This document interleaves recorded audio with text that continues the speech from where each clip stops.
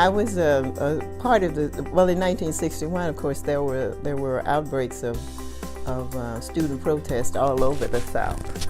And we had a huge working one there in the city of Orangeburg with South Carolina State and Claflin. So we did a lot of protesting. We went to the State House in Columbia and was held in the stockade for several days, and we were arrested, and the normal things that went along with protests at that time.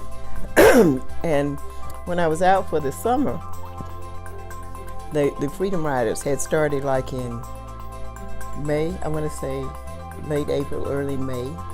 And so I decided that there was nothing better to do than to go on the Freedom Ride, since I was dedicated to that protest kind of a thing at the moment, which came from, by the way, from my parents. I would say they always taught us to that we were responsible for becoming good citizens and good productive citizens in the world, and that we needed to not only receive but to bring. So you need to learn how to do something with yourself that makes the world a better place. So I decided to go and join the Freedom Riders.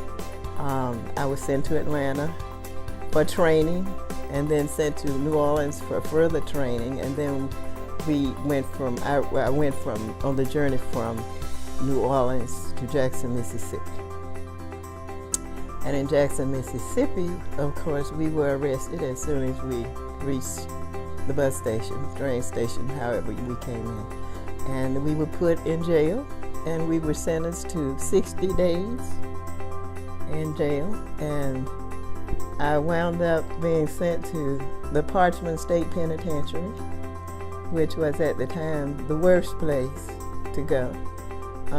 And I was there for, I think, 55 days I spent in Parchman Penitentiary,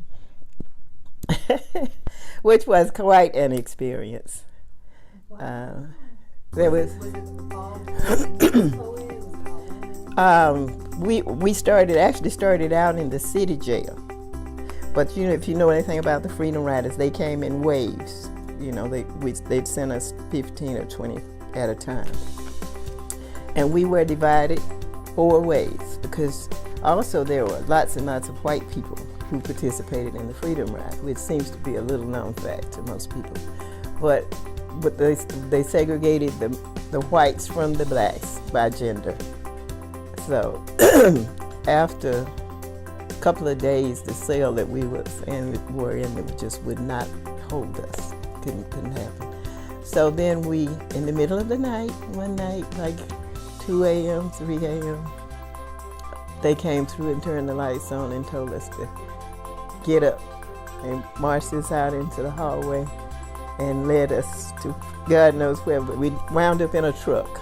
There were 4 trucks, and there was a truck for each: white males, black males, white females, and black females, and that's how they transported us to Parchman.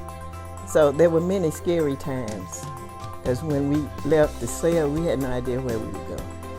They just said, get up, get out, follow the leader. So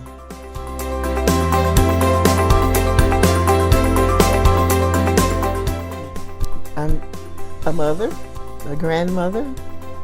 I was a wife. My husband's been deceased for about 10 years, but we always had a very close family. I am a volunteer with various organizations in my church and in the community and at the school and such as that. I was a public school teacher for almost 40 years, which I love dearly. I wound up my latter years as a media specialist. I love to read. I love to write. I'm on my second book. My first one was published in 2014. And I'm a good friend. I'm a likable person. I'm a concerned person. I care for other people, and I try to show that. And that's who Glenda Davis is.